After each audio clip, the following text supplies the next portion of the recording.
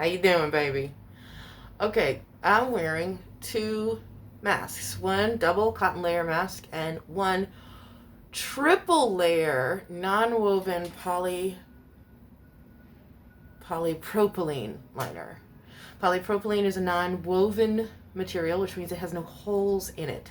A more high density version of it is what is used in surgical masks, and an even more high-tech version is used in other medical grade masky things like the KN and the N95. These are non-woven fabrics, so they're not woven with needles, so unlike cotton, there are no holes and spaces between the weft and the warp. Okay, so this is my cotton mask, and this is my liner. This is my filter liner. The reason why I have this on underneath is because it's nice and structural. It's got a nice porous, see there? But no holes. And I folded it over 4 times. So the size of the particles that can get through here vary differently from in here. And when used together, they are a good combination. I don't know the percentage of how much this will keep things out, but we know that my mask protects you 50%, your mask protects me 50%. The polypropylene is a good upgrade. That's something that you can buy if you can't get a surgical mask, if you can't get KN95s, but you do have cotton masks and you want to beef them up a little bit. This bad boy right here, very simple to make, covers your face up, does actually seal to the face, okay? Takes no time to make, and I'm going to show you how to do it right now. Okay, sorry. All right, so this is Smart-fab. It's the same stuff that you get when you're doing like art supplies, or you may even have dust bags for shoes or purses or reusable grocery bags made out of this stuff. It's also the stuff that they use on the bottom of furniture because it helps keep dust out, and it's hypoallergenic. All right, great. So now I've got these folded into a third. Now, I'm going to run this on my sewing machine, but I don't want it to go all wonky, so I'm going to clip it down like this. I will then sew this edge and then this edge.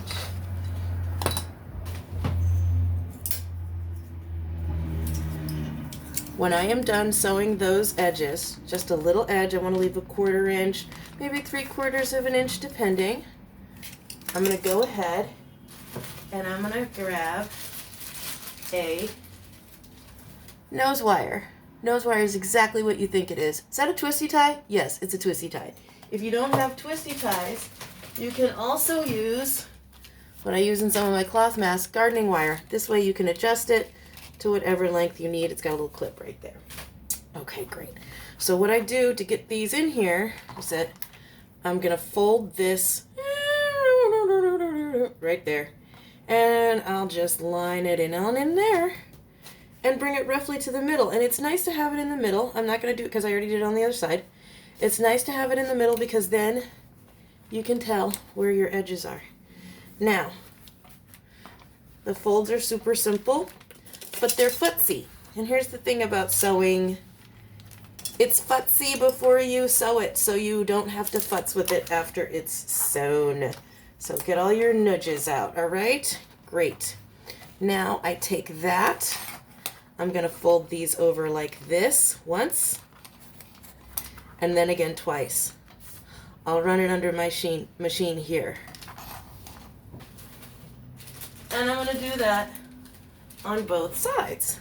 And then I wind up with something that looks like this. This is our first, right? And we just go ahead and put the edges on here. Just stitch these down, but make sure you have something holding it together. I don't recommend using pins because we have a non-woven fabric here. It doesn't have holes in it. We want to avoid putting holes in it as much as possible. So the sewing holes are the only holes we want to put in it. We don't want to put pinholes in it. Now I've got this lovely thing here. It folds out like that. It's slightly structural, right? Now what we want to do is we want to add our elastic. And when we add the elastic, we want to cut it to fit the person that we want to be comfortable in the mask. That means for me, it's going to be like 10 inches. I recommend making these longer than not because I've made many, many masks where the ear loops were they were too short. And then when your mask is too short and you're futzing with it all the time, it doesn't matter. Likewise, when your mask is too loose and you're futzing with it all the time, it doesn't matter. So you want to know what's comfortable for you. And we're just going to do the thing with the safety pin and the elastic. And we pull it through. Yes. Yes, come through, elastic. Come through. Okay, good. And then when I tie the elastic, I like to keep the safety pin on so that I have a point of resistance. I make my little knot. Do-do-do. Whoops. We make mistakes. Then we vote them out of office. Just kidding. I make that little knot there. This might be too small, but guess what? It's mine, and I can make a mistake on it, take it out, and do it again. So, here we go. That's one side. You do the other side, and you've got a mask liner. Just like this one, to go into your mask. Have a great day. Bye-bye.